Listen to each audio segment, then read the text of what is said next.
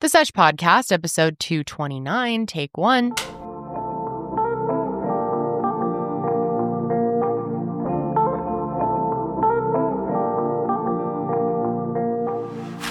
Well, hello, friends, and welcome back to The Sesh. Looks a little different today because I've got my lovely temporary co-host filling in today, my girl Karelly. Yep, that's me. And also, we have a surprise guest, surprise producers back at the producer desk. Who do we got today?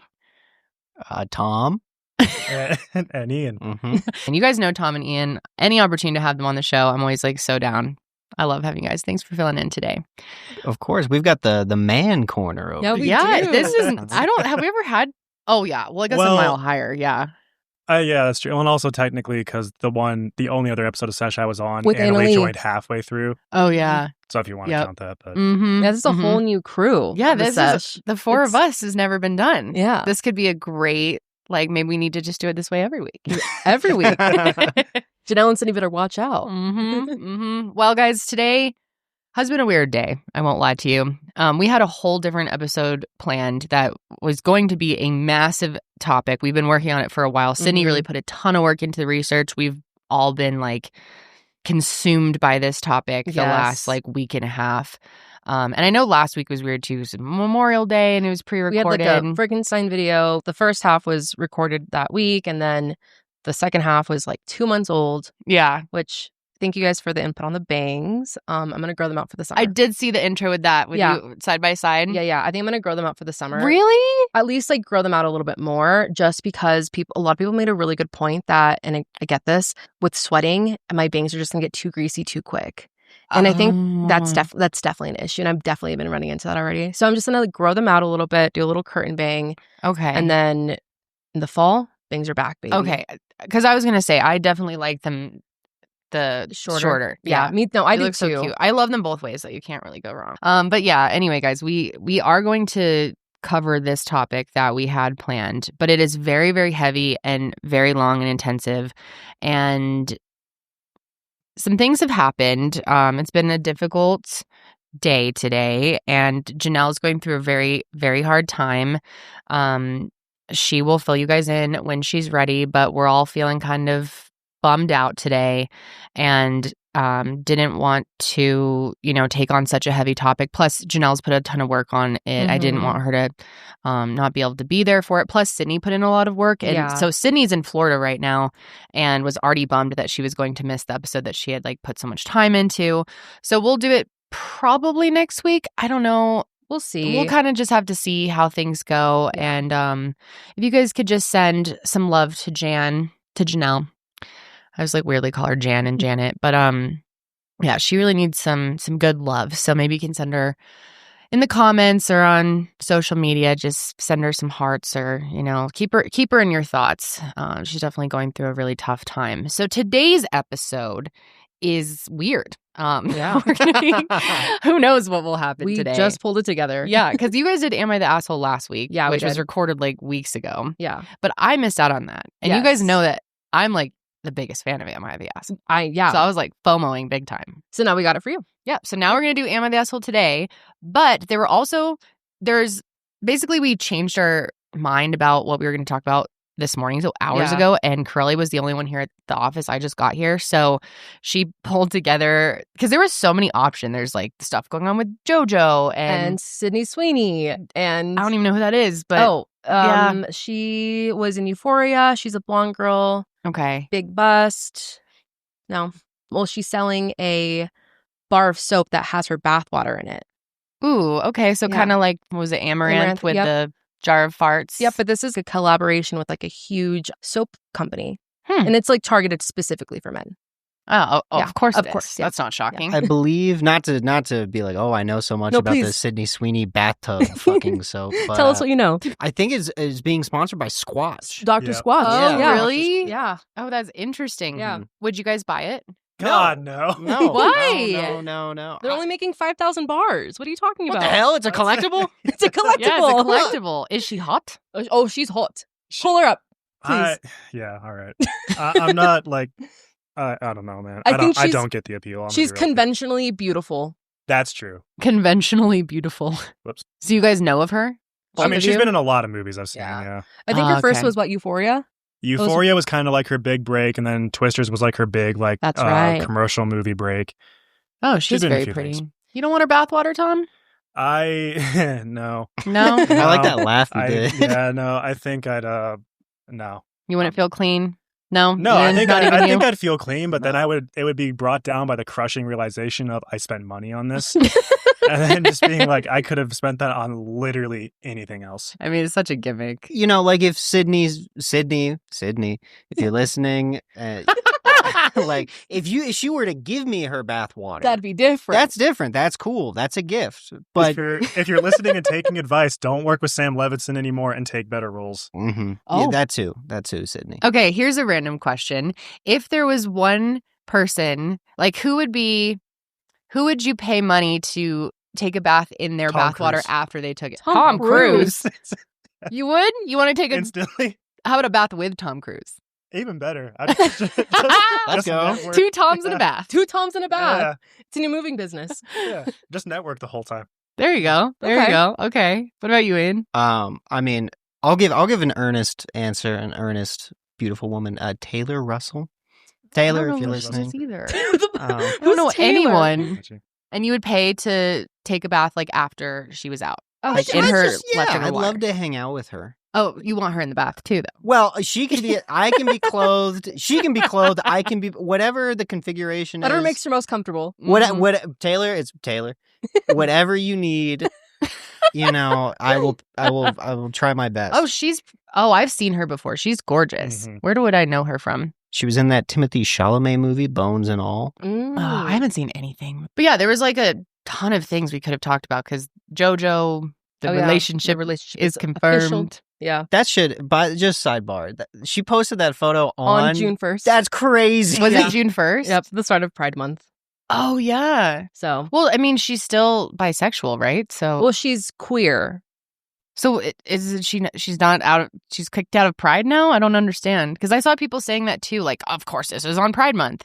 I think I honestly think that it is a little bit of a slap to her ex-partner's face. I don't know how I feel about it, honestly, because it doesn't like negate that she's still, you know, not straight, I guess. But I do think it was a little shady Mm-hmm. for her to be public about this relationship so close to her breakup and so close to this entire like cheating allegation. Well, not allegations, but It all happened like pretty quick. It wasn't that Yeah. long ago that she was like, no, it's platonic. also Never mind. Here we are in bed. Their age difference kind of freaks me out because Oh, yeah. He's a lot older than her, right? what's his name? Chris? No, But they've confirmed it's. so it's 11-year difference. Yeah. He's 32. She's 21. Yeah. Yeah. Whatever, I guess. Yeah, I'm not a JoJo fan. Yeah. Not really. We talked about that last week too. That they you had posted did. their pictures together, and they didn't say they were in a relationship, but I guess the other day on June 1st, Chris posted a picture of them in bed together on Snapchat. Well, there you go. Now Yep. it's real. Now it's real. Publicized to the world. What's the rush too, especially when they got so much heat for that? I know. That's what I'm saying. I honestly do think it's mostly publicity. Guys, I'm so excited about today's sponsor. I know we've talked about them a few times, but this has really become a go-to brand for me. I'm absolutely loving O Positive, and it's because I'm feeling more confident than ever. Let's just be real for a second, okay? Everyone sometimes starts smelling a little funky down there when you're a female. This just happens, right? And it's nothing to be ashamed of, but if you want to feel a little bit more confident, want to take care of that, look into O Positive because it has made a huge difference for me in just my overall vaginal health. Now, if you haven't heard of it, O Positive is a women's health company. They offer a range of symptom targeting supplements that support women at every stage in life, all the way from your first period to well beyond your last.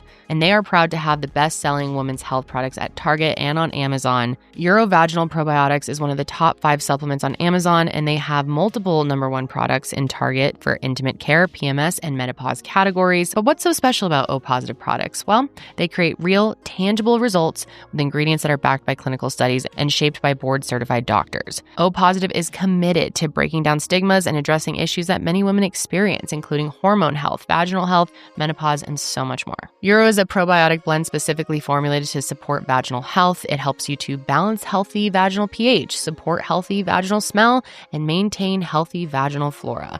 And many factors contribute to all of that, you guys. Sex, tight clothing, sweating from working out, hormones, periods, all of that can disrupt vaginal health and lead to an imbalance, abnormal discharge, and discomfort. Urovaginal Probiotic is a blend of 4 powerful strains of lactobacillus probiotics, backed by research showing these strains support healthy vaginal odor, vaginal pH, and flora. And in addition, Uro contains prebiotics that increase the effectiveness of the probiotics. And it's easy to incorporate into your routine with just 2 capsules a day, and it delivers noticeable health benefits within just 8 weeks. Many see results even sooner. For me, it was about 5 weeks. And many customers talk about how the improvement in vaginal health led to greater confidence, as well as better sex and intimacy. So take proactive care of your health and head to opositive.com/sesh or enter code SESH at checkout for 25% off your first purchase. That's opositive.com/sesh for 25% off. Well, so what we did settle on to talk about today is Catherine McBroom going on to Paiz. Oh, right. Of course, Paiz, which I was saying that wrong last week, huh? No, you said it right. Well, on Call Her Paiz. Daddy, she was saying Paiz. Catherine Paiz? Yeah. Catherine Paiz. Catherine Paiz. Catherine I'm makes not a lot of really pies. sure. But Whatever. she went on Call Her Daddy recently. Very interesting interview. I've been in a little bit of a brain fog, like barely functioning all morning, but I did listen to most of that podcast. I won't lie, I was zoning in and out.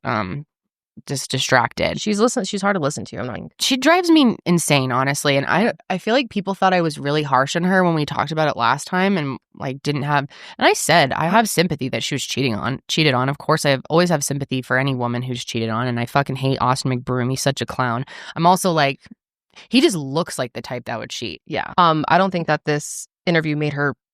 I stand by everything you said, honestly, because Do you?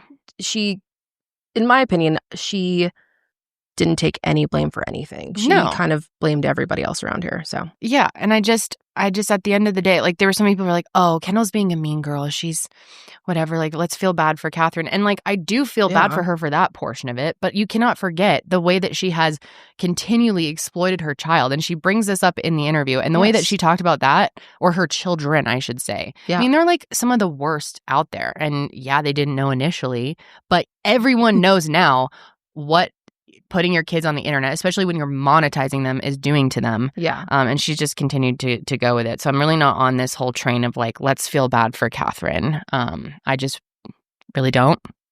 Like, Austin's an asshole and an idiot, and I do feel bad for her for having been with him and had him in her life. But At the end of the day, and she talked about in the interview that she decided to stay with him after finding out that he cheated. yeah, Because the money, at the end of the day, it was all because of the money. it was all because of money. And that's what these people always say. And that's like, it's kind of going into our topic that we will get into next Yes. week or the week Yeah. after. And I think that's why we're so sensitive to people who are exploiting their children, because we know the dark sides of it and what it actually does to kids in the Yes. long run. And now their parents, divorce and cheating scandals are It's all all over- over the And internet. it's going to be there They have forever. no say in it. But anyway, let's go over some of that. Karelly took some notes for us. Maybe you can start us off. Yeah. So she went on Call Her Daddy. Call her Um, daddy Bas- gang. Daddy Gang, basically promoting her book, which is coming out June 6th. I think the book comes out. I think the book comes out on the 6th, but the audiobook comes out on the 1st. So like Friday. Yeah. And okay. I don't know the first, how it might already be out then, right? by the 1st. Yeah, it wasn't. Yeah. July 1st is the audiobook. Oh, sorry, Um, brain is functioning at like 3% today. But yeah, I don't know how. I saw on TikTok earlier that some people already have a copy of the book and they're doing like book reviews. Maybe they got it in like a PR or something. I don't know how they're reading it. But yeah, she sounds like it's going to be more than one part. Because this one is Dolores, My Journey Home, Finding Myself Beyond the Ace Family, Part 1. Just sounds so silly. She's coming out with more. Dolores, not what I kept calling her? Beatrice. Beatrice. Yep. It's Dolores, guys. Dolores. My bad. Yeah, it's a personal memoir. Yeah. But She has a what is it called? A ghostwriter. yes. So Or I guess mean- it's like, I kept calling it ghostwriter, but then I was thinking about it. I don't think it's a ghostwriter if they are printed on the book. They're just, what would Oh. that be called? More like a co-writer or biographer. Right. okay, Yeah. okay. That would be correct. Yeah. Well, I still stand. I don't think she really wrote the book. No, she didn't. And the dude's name is on the book. Riley something. Yeah. I also I think it's a little goofy. I know very little about this, but I think it's a little goofy to call someone like that a like the Ace family memoirs. This is a biography. This sounds too official for chronicler. That's good. A tome. Yes. Yeah. That's where we were at with it too. Especially, I doubt you guys have taken any time to read the leaked beginning of it. No. Have you heard any? What's it like? It sounds very. She's so poetic, deep She's and poetic, so profound. And she knows everything about the universe. It's not what you would think for an Ace family. Doesn't sound anything like the way she actually speaks. Dude, that rocks. That fucking rocks. Yeah, just this super deep Ace family book. That's cool. Super deep. Yeah. So and of course, like, we believe that it was probably leaked by her, because who else? I think it was on her website for a minute. Oh, there you go. Yeah. Which I heard that is this true? Because I heard this somewhere, maybe you know, that it was on Amazon already and like selling well, and then Austin somehow pulled it down. Yeah, so that's what I heard too. I checked today. You can pre-order it on like Amazon and all these other Barnes & Noble and stuff. And it was doing really well. It was like high up in the charts. So I'm not sure if it was just like pre-orders have been going really well. And like I said, I don't know how some people have gotten copies of it. I heard someone talking about it. I can't remember who it was. Yeah. How would you do that, though? That's what I'm thinking. I'm like, Austin doesn't have that much power. Yeah, no, it's not like he doesn't have like a defamation case going or anything. So I don't know. And it's also who a new knows what's story, I going on guess. with that. Yeah, whatever. But yeah, obviously Austin's pissed about it, that she's making this book about him, and claimed a lot of what she's saying is a lie. Because of course he is. He also said that the book should have been about her life. That was so fucking funny too. He did a little video, you guys. You didn't see this in our last episode, but he was like, this was very different than any other autobiography, because she started it. She didn't introduce herself. Like, most autobiographies start with, "Hi, my name is blah, blah, blah." It's like, wow, okay, so you've never read before is what that is telling us. Yeah, no. Gotcha. That would be so sick if like Einstein started his like, "Hi, hello there, I'd like to introduce myself. I am Einstein. Hi." And I was born on this date, and then this happened, and this happened. And like, he's just, Austin is so dumb. He used to be like a basketball player. D1 basketball player for, I looked it up earlier, Washington. Why did that shock me so much? He just wasn't looks so goofy, like he could not do that. He looks like a denied casting call for Jersey Shore. No, he does. Dude, 100%. he Actually, does. Yes. Yeah, he does. He is one of the most unfortunate looking people. And I'm sorry, I would only make fun of his physical appearance. I only do that to people who deserve it. And he deserves it. His personality comes out in his looks. Like, if I were to picture him without seeing him based on how he speaks and what he does, it would be exactly that. Well, anyway, so on May 28th, Catherine goes on Call Her Daddy to promote the book and discussed why she had not opened up about the cheating allegations earlier, because this has been going on forever. Everyone knew. We've talked about it on the show so many times. He's obviously cheating on her. There's been all these rumors. We don't need to go over it all, but everyone knew. But now it's confirmed. And we confirmed from this interview, I believe her, that it was multiple people that happened a lot. But we saw how Austin reacted and how she didn't want to admit that she was an idiot for staying, and that she says a huge reason she didn't share was because she wanted to shelter that piece of her family. I have a tough time with that. I know. Like, if you really wanted to shelter your family at all, you would pull them off the internet. The entire time she's like, we didn't think about that. We didn't think about like exploitation. We didn't think about any of it.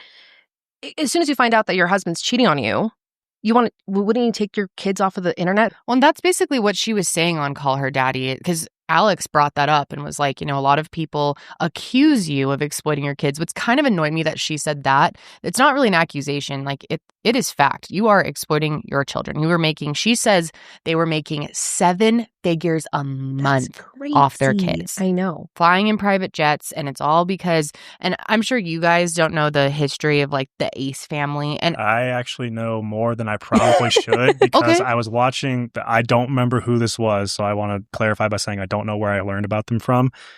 I just remember somebody using them as sort of like this textbook example in this very long-winded essay of how fake a lot of YouTube people are. And they were like, look at my life, look at how rich I am. And then they just pulled up all these legal receipts of like, they've refinanced their home multiple times. They're in crazy amounts of debt. These people are not real. Yeah. Oh, yeah. I don't know that much about them. I've never really I never like watched their vlogs. I've seen like a little bit here and there, like, but they would do things like, one time their kid got bit by a dog, and they, instead of dropping the camera and running to the kid, they filmed the kid and then got a nice thumbnail picture of the kid crying, put it on the the thumbnail, and they're just horrible. And it's stuff like that they've done all the time. And these kids have been on the internet since the day they were born, because she got pregnant with their first 2 months after she met him. And they've just shared every moment of it. And in the podcast with Alex, she's very much trying to be like, we were just, documenting our life, and we have all these precious memories captured. And she did say, at first we didn't know, it was new uncharted territory. And to give credit there, I do understand that. I didn't get it at all. Like, I had no idea how dangerous the internet was for kids in the early days. Like, I used to watch family vloggers. Days. This was 2016. It's not that early. Is that when they started? Yes. Well, see, that confuses me. Almost a decade ago. Yes. Are you sure that's when they started? Yes. Because she said we pioneered family vlogging. So I figured they had to be. That's literally what she said in the episode. Because I was thinking like Shay Carl and them, they would probably be the pioneers of it, right? And they were around when I started YouTube. Like 2011? That was I started 2012, and they were already going. Yeah. So when did they start? July 27th, 2016. Okay, so there was enough known. But even by then, I don't think people fully grasped how dangerous it is and how exploitive it is. But you've had plenty of times to pull them off once you did realize, and you've just continued to do it. And I actually don't know. Do they still film the kids? Are they still vlogging, or are the kids in anything? I don't think they don't post to YouTube anymore, from what I can see. Okay. They do post on like Snapchat is the biggest one. You know what I mean? I follow them because of this job. Right, yeah. Lucky you. Yeah. And they do post their kids like often. I would say it's not as often as it used to be. Mm-hmm. And now it's just like if they're playing with their cousins, or they're just doing something like nonchalant, I guess. But it's not so much like it was before, where they were like, they'd get into a situation and they'd vlog it. Okay. It's more so the daily thing anymore. No, not from what I can tell. But still, they should. I don't check in on it every day, but yeah, you would think they would just, if you get it, everyone knows now. So now there's no excuse in today's day and age, and I just don't feel bad at all. Yeah. I also don't say this to besmirch Riley J. Ford. I don't know you. I'm not shitting on you. It's an interesting choice of an author to write a biography. What else did you write? Or did they write? Pretty much entirely either A, smut that has middling to decent reviews. Let's go. Or kids like mystery novels, of which one of them, I think I have it pulled up. This book, 200 pages, is part one of a 2-part installment series. It is not the full book. Parts 1 and 2, 400 pages, may be purchased separately. She hasn't even finished like half the books that have the best ratings on there. Oh, so it's a girl, Riley? That seems to be, yeah. Oh, interesting. That's funny that she's writing smut and then children's Yeah, novels. Yeah, it's an interesting dichotomy of roles. Yeah. Why was this the selection? Because obviously she has money. So you'd think she'd find like a more established. She also or just somebody author of memoirs specifically. Her link on her profile that goes directly to a website. Let me see if I can reload it. Is not her website. Is it a back paint? Did I read that correctly? It's some it's like a Japanese back pain website. Yeah. What the hell? I don't know. So I don't know. Make of that what you will. I'm not besmirching anyone, but they can besmirch all you want. Yeah, perhaps. Okay, I don't have the internet weird. cloud to besmirch people. Well, this reminds me. There's like this growing trend of people creating these like AI generated slop novels and then just throwing them onto Amazon. They'll like make 20 of them a day. And then typically it's exhausted parents will just like buy the book because they're like, I just need something for my kid. So I wonder, because that's just like total shit. Okay. Total dog shit fucking. But so I wonder if, I don't know when Ms. Ford began her career, but I wonder if this is part of it. Like she just has so much shit out there and it's all just this kind of slop. And the whole point is just to kind of get at least one person to buy it. Yeah, I can kind of see that. Yeah. She has one called Pickleball, Pickleball, Pickleball. Okay, all right. So she's never written a memoir. New territory. Not from the looks of it, no. Is this pickleball also smut? I kind of want to read it. Pickleball can be smut, man. That's true. That's true. It's a horny sport. I could see it turning into that. Yeah. Absolutely. I mean, I guess like on her website, she has a couple books that aren't on her Goodreads, I guess. So I guess there's that. What is that 50 Shades of Grey, The Experiment? Oh, is that what you were looking at earlier? That was one of them, yeah. I'm really excited to tell you guys about a new sponsor today, and that is Boulevard. If you're in the self-care business and you offer high-end personal experiences, you and your clients deserve a modern, easy-to-use client experience platform that works just as efficiently as you do. And this is where Boulevard comes into the picture, guys, okay? This is such a cool platform. Boulevard is the #1 client experience platform built specifically for appointment-based self-care businesses because salons, spas, barbershops, med spas, and other self-care businesses are so personal that the platform powering your business should feel the same. And it's not just software, it's a smarter, more personal, and organized way to manage all of your business's locations in one place. Whether it's online bookings, payments, appointment reminders, client profiles, and more, Boulevard can make every interaction seamless and every part of your business look polished and professional. No more no-shows, scheduling headaches, or chaos behind the counter, just smoother operations and happier clients, which is what matters most, right? Boulevard helps you to elevate your marketing, generates custom reports, manages memberships, which helps you to take your business as far as you want it to go. So see why top beauty and wellness brands choose Boulevard to empower their team and grow their businesses. And right now, Boulevard is offering new customers 10% off your first year subscription when you go to joinblvd.com/sesh and book a demo. That's joinblvd.com/sesh. Book a demo and get 10% off your first year subscription. In the first half of it, she talks about how she came from a parent of migrants and they had a very toxic relationship and they were navigating coming to a new country and all this stuff. And when she was young, her mom left the relationship. So her dad was a single dad for the first half of her life. Catherine says that she had the awareness from a really young age that it was better for the family that her mom left a toxic relationship. Mm-hmm. So knowing that and having this quote unquote awareness, wouldn't you think like you would implement that for your own family? You know what I would mean? think, and of course, it's hard to judge anyone in that situation. I think sure. it's easy to be like, if I were in that situation, I would do X, Y, and Z until you're actually in it. But at That's the true. same time, I agree with you. I wonder if there hadn't been millions of dollars and your family wasn't your brand, Yes. would you have chosen to leave earlier?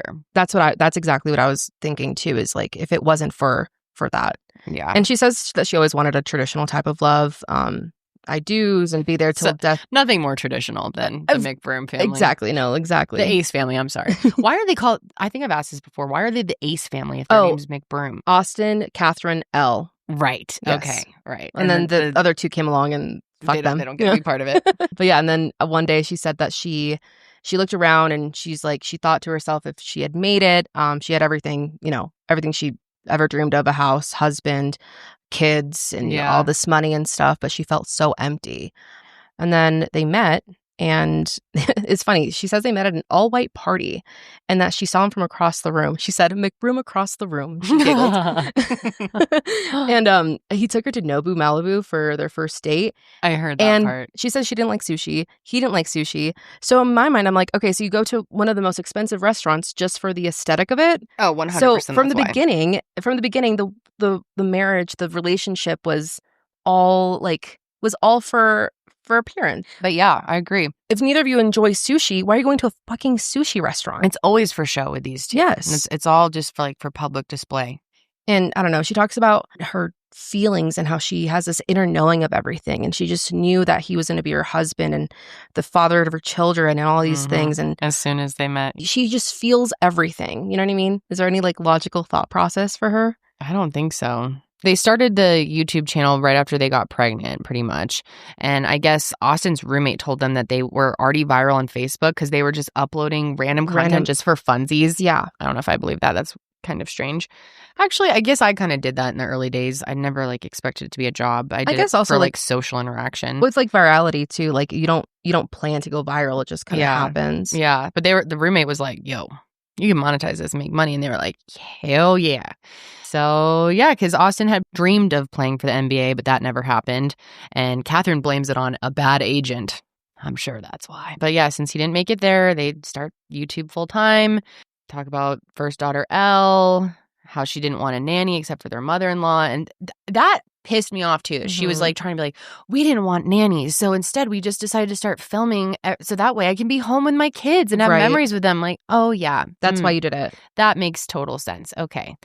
She had zero hesitation about putting the kids on camera because they were pioneers of family vlogging and YouTube was so new. That's crazy to me to say YouTube was so new in 2016. I know. Right? That's crazy. I know. 2006, I was searching girls kissing on YouTube. I know it's not that. Me too, Ian. Yeah. I know, right? Years deep at that point. Yeah, that's the year Josh and I got married, and I had a very established YouTube channel at that point. I'd been doing it for 4 years already. Exactly. Right. Yeah. 2005 is when YouTube started. Yeah. Dude. Yeah. So new. Okay, fuck it. So is the Pope, I guess. Yeah. What are you talking about? It's the Pope. And sometimes I'm like, are you guys really this stupid? Yes. Or is it? Or are they so smart that they're playing stupid? No. Okay. No, I think they're legitimately just stupid. I think as soon as you've purchased something that you have to refinance multiple times, you are an idiot. Yes. Okay. Yes, 100%. Tom's wrong. It's okay to go into debt. That's fine. Use Klarna for your Taco Bell order, please. Yes. Yeah. Well, how stupid do you have to be? Not just stupid, but just like evil. That once you already know that there's like pedophiles consuming your children's content, you're just like uploading it, serving it to them, and just being like, yeah, we just don't care. Yeah. And then buying your daughter, your like 6-year-old daughter, a penis lollipop. Yep. Yeah, and then putting that on the internet. Wait, what? They did that? Yeah, so they went to Spencer's and it was like for a vlog or something. And I only know this because it was Austin. Yeah, because I think I found out when I was researching for an episode a long time ago. Yeah. And they had gone to Spencer's, which is already a weird place to take a kid. Exactly. And he got her a lollipop, but it was a penis lollipop. And they were like making jokes. It was like him and the brother, him and some other people, some other men, and they were making jokes about like the 6-year-old eating the lollipop. Oh, yeah. We gotta shoot this guy. No, I know. That's I'm crazy. Dude, they're evil, especially him. But I mean, she went along with it the whole time and was like cashing on the checks, flying in private jets, and she was like, "Oh, that was so annoying too." She was like, "Yeah, he'd book us private jets, and I never knew where the money was going." And me, I was like, "I would just fly in a normal plane, but." They were already there. Yeah. It was spending like 6 figures just missing from the bank account. Yeah. She'd be like, I don't know. They never had any conversations about you know, as a husband and wife. I mean, I don't know. But like as a husband and wife, you would imagine like any big purchase, you would run by your spouse. No.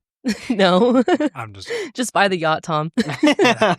She's just so good at like shifting the entire blame to everyone else. Yeah. She says that, this was funny, that she blames not making good business decisions because they didn't have the right mentor or the right tools, and they were surrounded by yes men. When the cheating rumors first started, I guess she said her heart sank, but she didn't think that he would have time to cheat since they were always together and they were so busy. But then she heard a quote from this daytime show. I think she said it was like the Tyra show or something, that if he has enough time to go to the bathroom, he has enough time to cheat. That is got her thinking. That is the most toxic I know. I was quote like, I've ever heard. Fuck, because that would, talk about trust issues. If you think like, damn, does your guy go to the bathroom? Oh, he could be cheating. Don't let him be in there for too long. That's crazy. Yeah. People can fit it in pretty quick, huh? I guess so. But yeah, the first time she suspected him of cheating was when he went on a business trip to Miami and he butt dialed her, this dumb fuck. And she heard women in the background. Oh, and this is when she was at home with a newborn, like breastfeeding. Yeah, I think and she decided to let him go on this trip and was like trying to be supportive because he was working so hard. So she decided to let him go.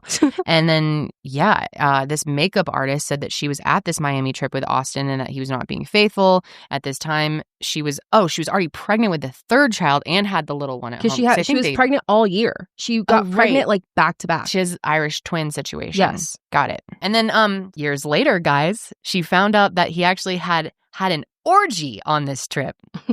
Such a good daddy. Literally. Mom's at home pregnant and breastfeeding. I'm going to go have an orgy in Miami. Yep. Sick, bro. She saw proof that he was cheating and that this is interesting. So the first time that she got the real confirmation of what she seemed like she pretty much already knew was when they were, of course, filming their kids' first haircut for all of YouTube. And she wanted, I think they already had the camera there, but she wanted to take phone pictures of it on her phone, but her phone died. So Mhm. she asked for his phone. And as soon as she gets it, a text pops up that says, if you love your wife, you'll tell her ... And that's where she had the feeling of, holy fuck, he's actually cheating.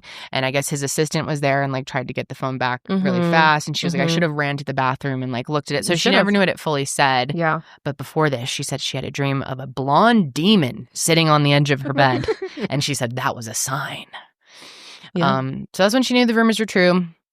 She pleaded Austin to tell her the truth, but he denied it, of course, because he's a big bitch. And a little while later, Austin told her about the girl from Miami. And Catherine was so disconnected from reality and blinded by money that her first instinct was to fix the marriage and work through it. Whatever's best for business. And like, I don't judge people who, if it's a different situation with them because it's so wrapped into their business that you can't help but be like, would you have done this if you weren't making 7 figures a month? But I understand people who do want to like work through a marriage after cheating. Like no judgment there. Yeah. But yeah, Catherine says he never actually said the words "I cheated" until after the book was announced, because that's when he was like, "Oh fuck, it's all coming out." I thought this was really interesting too. But she said, "What kind of woman sleeps with a married man whose whole identity is based on, who's based on a married family man?" So I'm like, okay, so you're blaming the women. Identity. Yeah, his identity is being a family man. Brand. Why would you do that to someone whose brand is being a family man? Right. And it's like, what kind of woman? What kind of man? You know what I mean? Why are you blaming her? It's not her fault that he cheated. Fuck? Like, it does. Yeah, no. I mean, I guess I see what she means in a way. It's like, you know, he's such a public figure. And it's like the president. But like, I guess, I mean, why would you involve yourself with Austin McBroom, period? I know, right? But why is a woman, like, no, why is the man involving himself? Why is a married man involving himself? Fucking and Austin. then you guys probably didn't, well, I know you guys didn't know this, but this was so funny. We talked about this before, but when she drops this memoir or like leaked some of it, he like had to make a response video and it was this whole long thing. And he basically was like, well, we didn't have sex for like a year.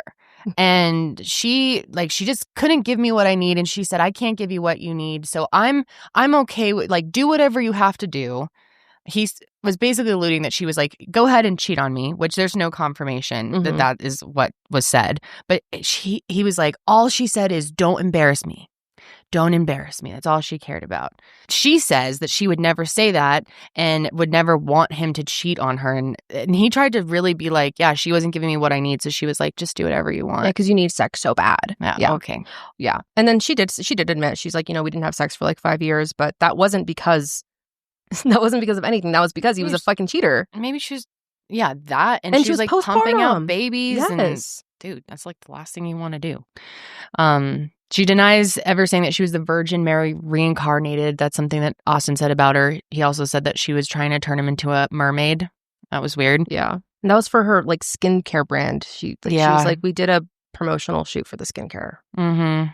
So is there anything else really that groundbreaking from this? She says that there's 3 women that she knows for sure he slept with, but she's heard that there are up to 20 women that he slept with. 20 women. I'm sure there's more than that. I was going to say, I bet it's closer to 50. I'm sure it's closer if I were to guess. Yeah, no. For 5, you cheated on her your entire relationship? Yeah. Come on. There's more than 20 girls.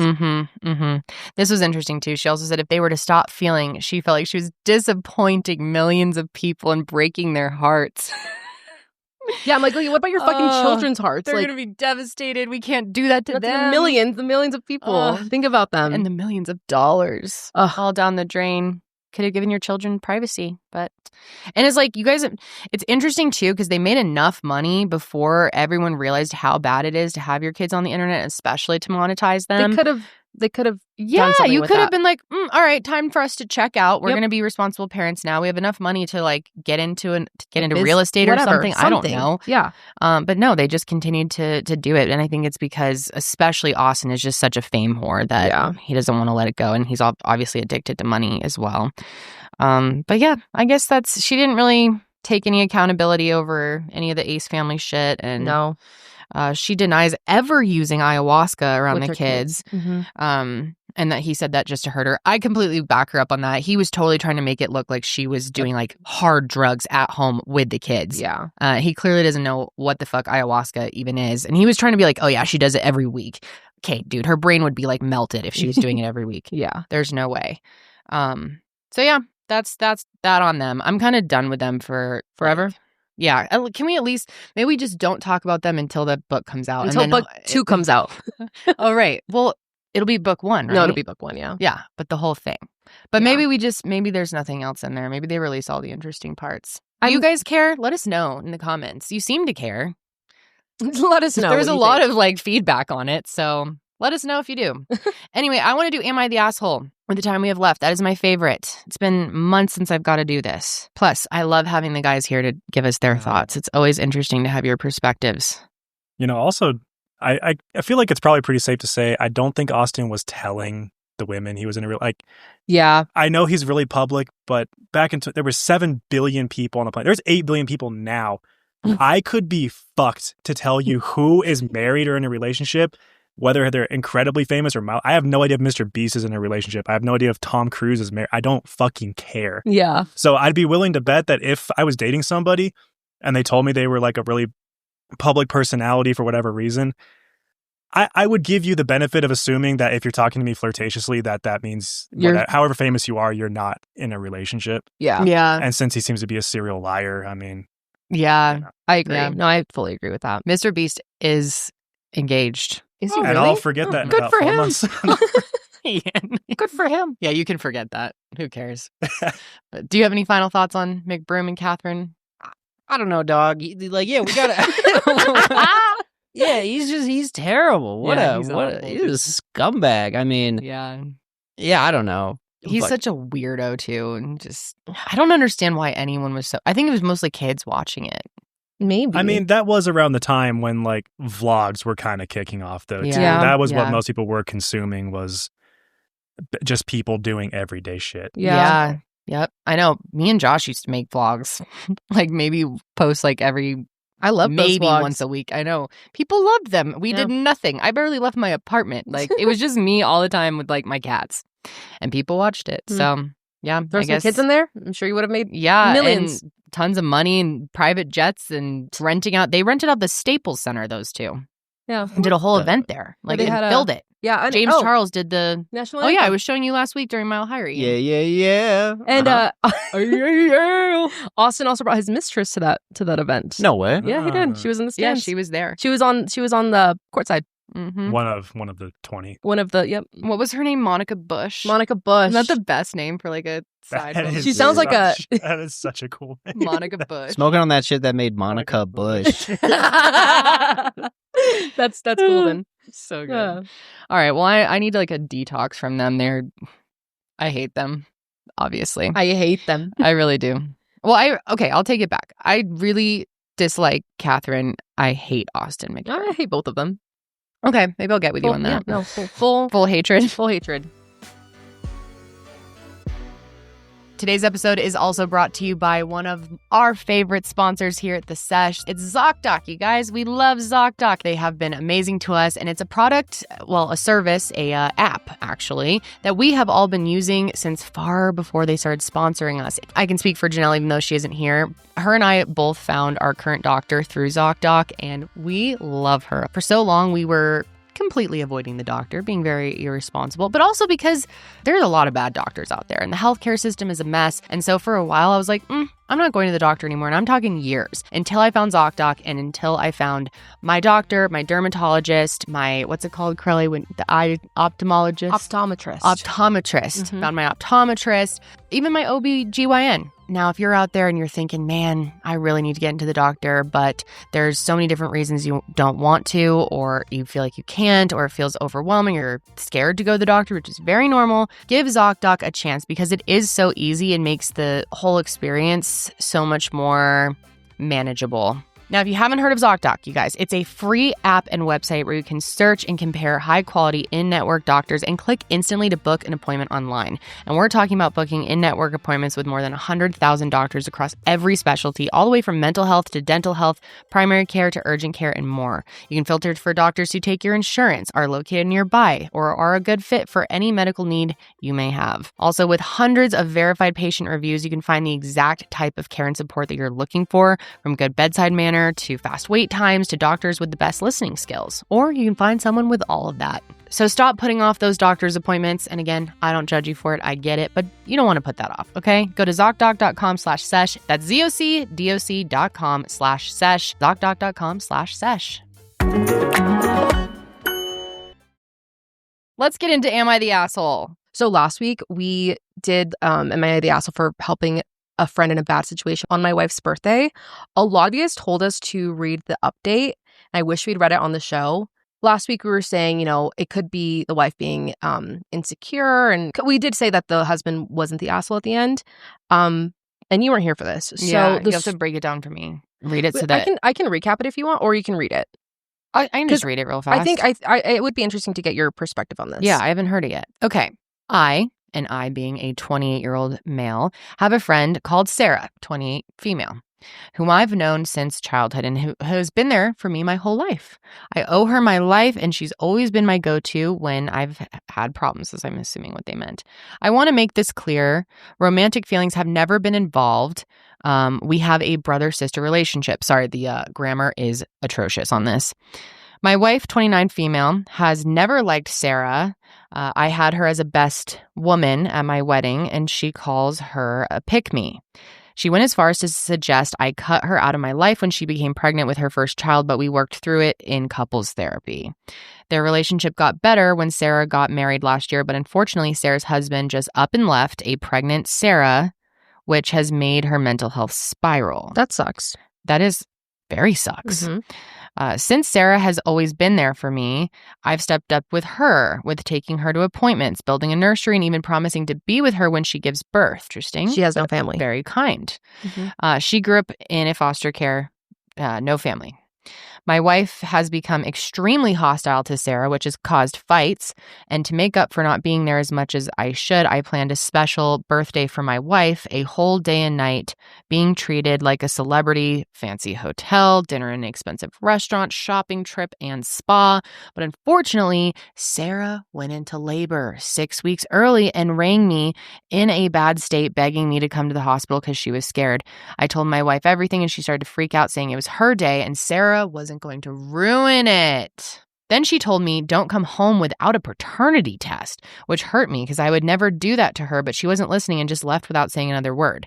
I'm currently with Sarah in the delivery ward. He wrote this up at the delivery ward? Well, he's getting a cup of coffee. That's why. He's like, quick, let me type this to the entire internet. Perfect. He's getting a coffee. That's why this story is rushed. Okay, so maybe we'll forgive your bad grammar. Sounds like it's been a wild time for you. I've been getting so many angry calls and texts from both of our family and friends. Unfortunately, I've tried getting in touch with my wife, but I'm blocked on everything. I feel like helping a vulnerable person in a situation like this trumps a birthday, but I still feel guilty. Okay, reading that, what do you think initially? Initially, I think the wife's being an asshole. I think when you have someone who's a good friend of yours, regardless of their gender, and they're going through something as traumatizing as fucking birth, by herself, and they have no one, that I would be so proud of Josh if he was there for someone like that in that moment, and especially as a man to recognize how difficult that is and to drop everything, even if it sucks it was on your birthday, of course, but shit happens. Okay, now okay. read the update. Which Read is the Wait, what are your initial okay. thoughts? Hearing that before the update. So, I agree. I did read ahead, but I agree with you with just this. Wife's the asshole. However, if I'm gonna put myself in the husband's shoes, I'm gonna do whatever my wife tells me. That's what. Yeah. I'm gonna bow down. I'm not gonna hang out with this girl anymore. Okay. That's fair. Not the hanging out anymore. Not the hang out. The delivery room, giving birth. That's crazy. That's an extenuating circumstance. Yeah. She has nobody else. Of course. But yes, especially if it was someone who had really been there for you, like your whole life. It was like a best friend, sister, basically a sister. Right. I would, if my wife told me to, I love my wife. I don't have a wife, but I love her. You would love her. So I would probably distance myself from that friendship. Okay. But he's not, just with that, he's not an asshole. And I think showing up to someone giving birth is like that is commendable. Like Even if it was your wife's birthday. yeah, for sure. Okay. You know, we'll go to Nobu tomorrow, baby. Don't worry about it. Spa day tomorrow. Tom, what do you think? I'm going to be really cynical about this and say I don't think this is a true story. Okay. There's a big part of me reading this that reads like a fiction. I'm giving the benefit of the doubt and say maybe it is true. It's giving a lot of insecurity on both sides. Yeah. Tom, here's the deal with these stories. You have to just pretend they're real. Because I'm learning. I have this like almost with every single one we do. And I'm like, this doesn't sound fucking real. Especially, but then it's little details like, oh, I'm writing this in the coffee shop. And that's why I suck at typing so bad, where I'm like, maybe it is. But yeah, I think when you're covering Am I the Asshole, you just kind of have to like, it's true today. I changed my mind. Go with God. This is a We're true pretending story. it's real. I If changed it's my real, mind. Yeah. what do you think? I changed my mind. This is a true story. I think his wife's just really insecure.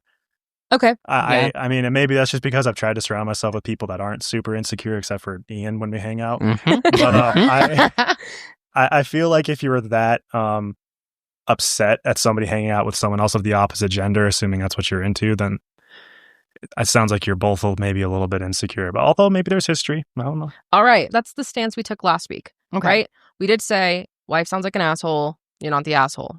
But Okay. we didn't read the update. Oh, shit. So now we read the update. Now the tables have turned. Tables have turned. Okay. Yeah. All right. Oh, she responded on there. So the wife comments on the post and gives her side of the story. That's making it seem even more fake. How does she know it was out on Reddit already? Did she get an alert? Well, she did say she likes to watch Am I the Asshole stories on YouTube. So maybe she heard it from our show. I'm kidding. Interesting. It was Okay. like 2 years ago. This is your wife, Ella. I know you. Okay. Now I'm even more sus because her grammar's bad too. And she doesn't have the coffee. Do we think it was the excuse. husband? Go with God. Go with God. It's Dude, real. do you think this is one author for it all? Yes. I'm with you there. We're going to pretend. This is Riley's. This is Riley. Yeah, it's Riley's writing the whole thing. Okay, she says, I know you know I love listening to Am I the Asshole stories on YouTube and while driving to work, so maybe was your new way out of trying to gaslight me. They type the exact same way. Maybe this was your new way of trying to gaslight me. Yeah. First off, Melissa, sorry, Sarah doesn't have anyone, especially a husband, because she cheated on him and doesn't know who the dad is, which even your own parents think is you. So that she's like set that he's the dad. The daddy. Okay. Love how you left out the fact that you claim to not blow me off whenever we are together. She has issues you can only fix. Like when I gave birth 7 weeks ago, she ended up in hospital and wanted you to go to her. Also, most did if it wasn't for my mom ripping you a new one. Almost did if it wasn't for my mom ripping you. Also most. She meant almost. Got it. Sarah has no friends because she's rude as fuck to all of the women in your life, no reason, and slept with or flirted with multiple male member of your group in a relationship or not. This is wild, dude. My brain's melting. As far as me hating after the wedding, she told me at the engagement party I was a swallow airhead. Shallow. Okay. I think this lady should have. They both are. Maybe she was in a. It's the same author. No, it is. Thanks, Tom, for ruining it. I'm just going to point out, though, that this account that is connected to the wife was created on the same year and month as the original post was made. Oh. So maybe that's why she created it. Yeah, I've made Reddits to fight with people and then deleted them. Have you really? No, but all right, we're still gonna pretend it's real. It's real. It's real. Where was I? Thanks for your investigative work, Tom. Yeah, I clicked a link. She was a swallow airhead. She was a swallow airhead who didn't deserve you, and you insulted me in her best woman speech, or she insulted you. Oh my God, I can't read this, dude. And yes, I wanted you to cut her off when I found out I was pregnant because it came around at the time that I found out that your guy group passes her around like a cigarette. Damn. Oh. I realized tonight that I was an asshole to no one but myself, our whole marriage, and I deserve to be treated better. I am currently at a nice restaurant with your mom and sister while your dad boxes up stuff and takes it to Sarah's. I want a divorce and Sarah to be finally out of my life. Update before I leave this account. So the baby didn't make it, which, oh my God, this got really sad. What the fuck? The baby died? I didn't read this far down. I'm so sorry. How convenient. Yeah, I'm sus of it. That just made it even. Okay, so she says it's unfortunate. Warren and Simon, Melissa's ex, got into the hospital in a fight in the hospital. He was cheating. Okay, dude, I don't know if I can do this. Warren, her husband, and Simon, Melissa's ex, got into a fight at the hospital. He was cheating. Okay, so why is any of this a concern when the baby died? Yeah. What is going on? I don't think this is real, you guys. I really don't. Been talking to lawyers and got a good case. I'm going to go for everything and I bet my ass Warren will end up moving with Melissa. With Melissa, then try to blame me as a bitter, jealous ex. I guess she got picked in the end, huh? Okay, well, does anyone have any thoughts? No, okay, we should have let this one just rest, honestly. I hope this isn't real. If it is, oh my God, that's yeah, horrible. It is horrible. It does fill me with comfort, though, knowing that these are the same people feeding the AI algorithm how to talk. So in a good way, this is actually kind of benefiting humanity because it's making AI a little dumb. Hey, you're right. It's a service they're doing. It's Riley. Yeah.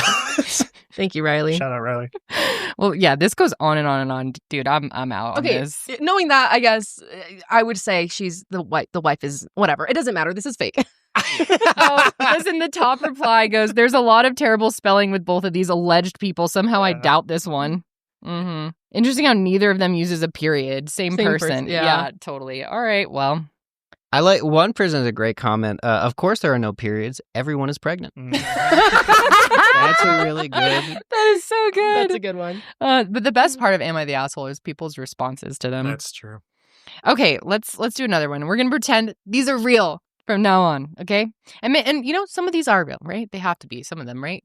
Am I the asshole for telling my mom she is nothing but a mistress? Backstory. My dad has been dead for almost 4 years. Significant age difference. He was 18 years older, so she was a caregiver for the last 5 years. She's now in her early 60s. I'm so glad there's periods. This is so much easier to read. She started seeing a man she met through Facebook dating while my dad was still alive. Fast forward. She, and let's call him Bob, are together. Bob is from another country, but has a permanent residence in Canada. They dated for 6 months, and then he moved in with my mom. He has significant health issues, and so he has not been working, and she's been the sole financial provider. He has not had a driver's license, etc. Then he brought his family over from another country, which included wife and 3 older children. Oh, okay, that's a problem. They're all living together? The wife's there now. Okay. My mom knew about this, but claimed they had been separated for years, they had been separated 4 years, him and the wife, and there's nothing romantic. All good. For sure. Bob brings his family here and moves out of my mom's house into an apartment with his wife and children to help them settle. Okay. He kept telling my mom it would only be for a few months. It has now been almost a full year. I think Bob played you. To complicate matters, they open a store together in the local mall where they sell wares from his home country. Wares?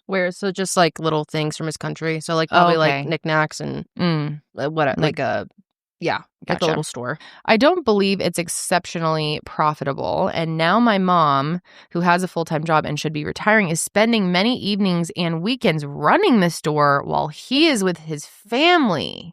What is your mother doing? They all do multiple activities together, but he immediately stopped showing any affection towards my mom, which was minimal to begin with, as soon as the wife moved to Canada. I basically said in a baffled state that enough is enough.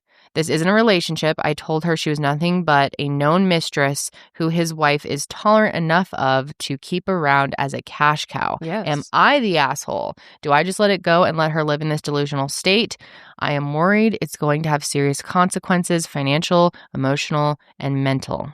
consequences. Okay, well, what do we think? Is the child of this woman an asshole for telling her that she is nothing but a mistress? I think she is an asshole for saying that to her mom, but she's not wrong. I think there's you can't tell, like, your poor older mother who's caring for your dying dad, and now she's in a depressing relationship. Mm-hmm. Like, going at it like that, like, you are nothing but a mistress, I think it lacks tact. It's a little it's just rude. No matter how true it is true. And Bob, playa. Yeah, you need to be shot as well. And so I just think, you can't tell anyone, you can't reduce anyone to something like that, even if it's true. Yeah. If it's someone you love, I think there's another way to go about it. Interesting. Okay, what do you think, Tom? Assuming it's true, which it is. Yep, it is. it's all This is true. 100% true. 100%. I'm going to take an opposite stance of Ian. Well, sort of opposite. No, you're not the asshole. It sounds like you tried to get through to your mom a few times. At a certain point, you got to just tell somebody to grow the fuck up and just see things for the way that they are. I feel like if you tried tact often enough, at that point you just break out the battering ram, just get it through their head. Yeah. Okay, I see that take. What do you think, Karelly? I'm going to agree with Ian, and I do think that she's an asshole for calling her mom a mistress. I think a better way around this would be, her mom is obviously very naive. Mm-hmm. I don't know if she realizes she's being used. Take a easier way with her. But I guess when you're that fed up and, it is your mom at the end of the day, you'll inherit what your mom has, assuming that's what happens or whatever. You know what I mean? Like, looking out for her future as well. Like, mom, you are being milked of all your money. So, yeah. But I don't think mistress would be the right word. I think that mom is extremely naive and, doesn't realize what's going on. And interesting. she is probably depressed and, doesn't really realize her worth. Yeah. I see what you and Ian are saying. I think I'm more on Camp Tom because I don't know. I think it's like I would get to a point where I would like say whatever I need to say to get through to someone because I know like how bad it could end up, and I think they are completely using her as a cash cow, especially because once it gets to the point where it's not just money, she's also spending her time there. Yeah. Your time in life is very limited. And she's already 60. Right. Like, I think, but then at the same time, if I go to like the Mel Robbins vibe, should you just let them? Should you just let her? What can you do? Maybe it's the better approach is to say, hey, I think you're being used. Here's why. Mm-hmm. You're going to make your own decisions. I still love you and I support you at the end of the day, but I feel like if I'm a bad child if I don't tell you. Yeah. But then if you don't get it across serious enough, will she actually get the message? Does she need the tough love from someone in her life to tell her, hey, you are being used. You are a mistress. Yeah. Because to me, I don't think telling someone that they are being a mistress when it's clearly, I guess it's not fact, but it's pretty fucking obvious. Is it like doing them a disservice to be like, it's okay, mom? But I don't know if I would tell her, hey, it's okay, mom, like, do you, but I mean, I feel like there's an underlying problem because her mom is taking care of another older man with health problems. So it's True. like, does the mom just need like somebody to coddle or somebody to take care of? And that's Probably. like, this is where this is coming from. And she doesn't feel like, she's been empty nester, obviously. You know what I mean? Like, yeah. So maybe it's coming more from that and maybe attacking the root issue. And she, maybe she's doing it because, she took care of her husband, her husband who passed. You know what I mean? Yeah. And now she, getting some kind of like normalcy by doing that again with somebody else. Yeah, that makes a lot of sense too. I think I would get to the point if I was in this person's shoes, if they are a real person and this is a real story. Thanks, Tom. No, I have like always felt that and I just never say it. But this one sounds like somewhat believable though. I mean, this is like, you see this type of thing on TV all the time. 90 Day Fiancé. Exactly. That's exactly what I'm thinking. But, I think it's gone on so long. It sounds like they held their tongue, the child, for a while. Yeah. Like, okay, now the whole family's coming out and the wife's coming and we're going to move in together for just a couple months. But now it's been a year. I think I would get to the point where I'm like, Mom, Yeah. You are a mistress. They are using you. And I would feel guilty if I didn't do that. But I might just be an asshole. Yeah. No, I don't think you're an asshole. I think I'd be like Mel Robbins and just let them ruin their own lives. Let them. That's supposed to be the way to do it. That's what I'm trying to live by now. So I'm going against my own. Hey, I've let my mom do whatever the fuck she wants. Same here. Interesting. Nah, fuck your parents. Make them listen to you. Stand up for yourself. Sometimes you have to. But see, that's never worked for me, Tom. That's the problem. Yeah. It's actually kind of worked for me, but I also had the benefit of I never really disagree with my parents, honestly. Oh, that's nice.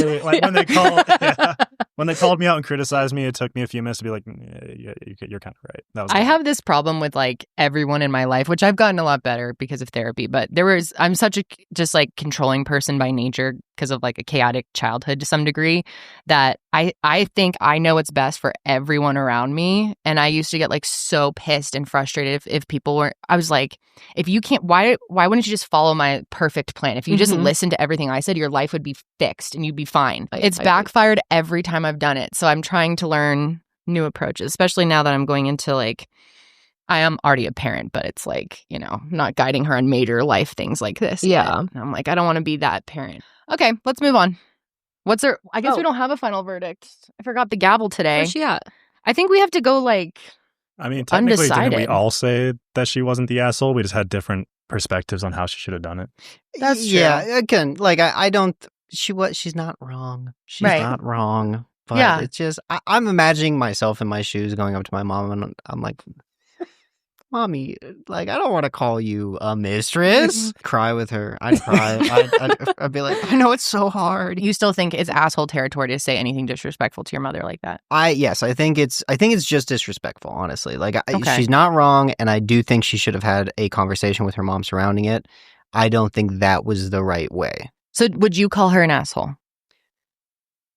She's a right asshole. She's a correct asshole. So our term for that is diet asshole. She's a diet asshole. Okay. Yes. All right. Absolutely. So maybe we'll go with no final conviction.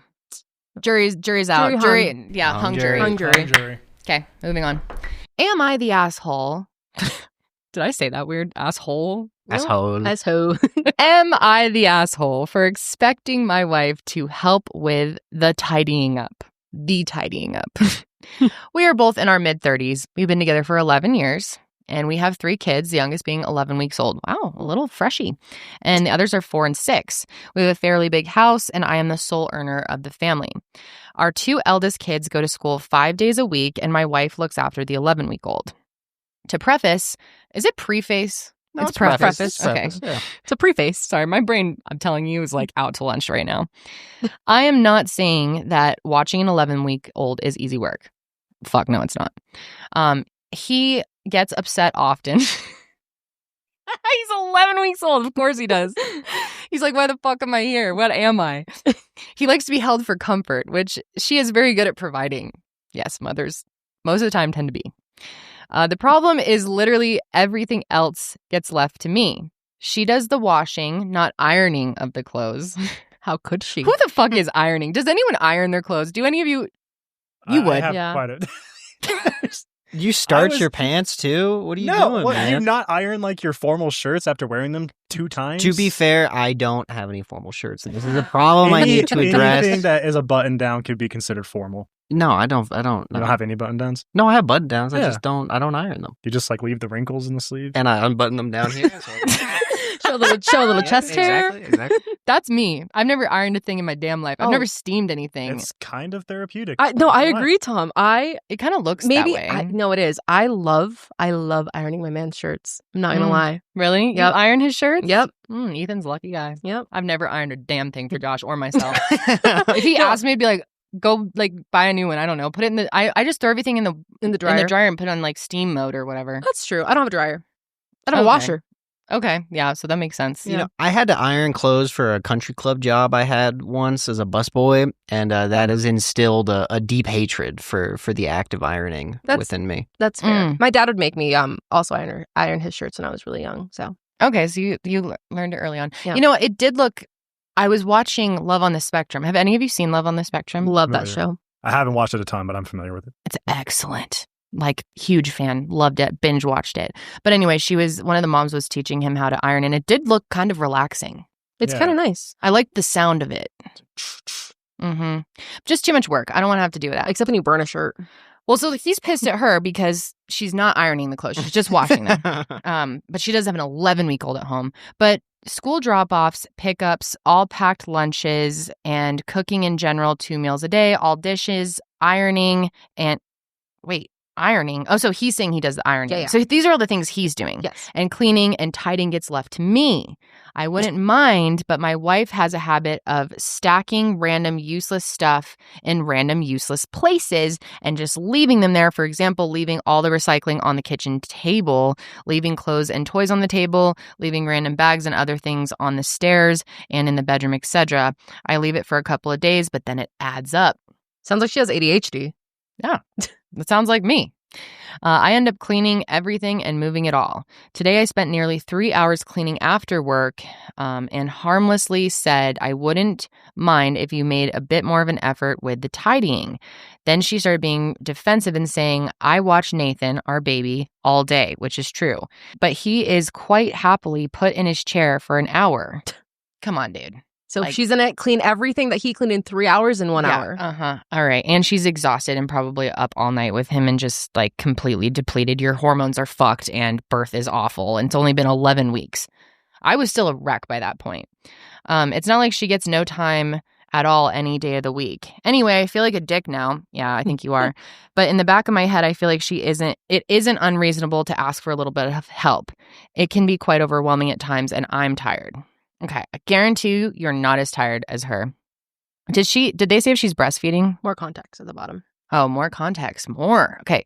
He sleeps through most of the night, 8:45 p.m. to 6:30 a.m. Lucky baby. All right, that is pretty solid.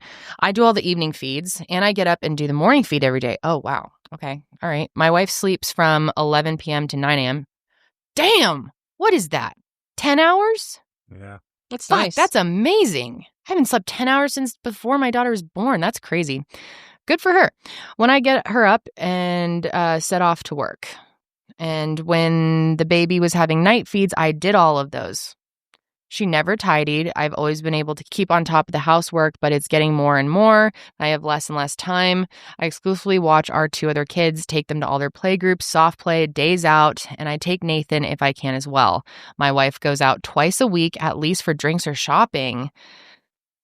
Interesting. I am not expecting much, only to put her rubbish.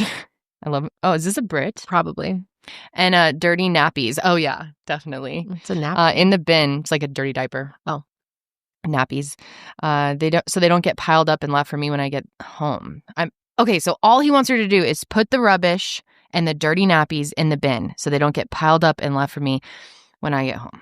And he wants her to take more care of the other 2 kids and iron his clothing and cook dinner twice a day or cook food twice a day. Okay. I think Interesting. This is like, as I read this, I started to change a little bit. Mm-hmm. Do it here. Give me your thoughts first. She was already going through so much, like in the last 9 months, and then now like she's taking care of a baby, and it is like 4 years. It's a 4-year age difference. Yeah. So I'm sure like getting back into the habit of things. Mm-hmm. I think she does deserve some leniency on a lot of the house chores right now. But he's also working. She's a stay-at-home mom. So I'm like, and like not expecting her in the hour that the baby's napping for her to, I'm sure that's her time to like kind of chill out. But I mean, they have like the baby kangaroo things for a reason. Like you can the mamaroos. You can have your baby on your chest and still do the dishes, or like you can still fold the laundry or whatever. So like there's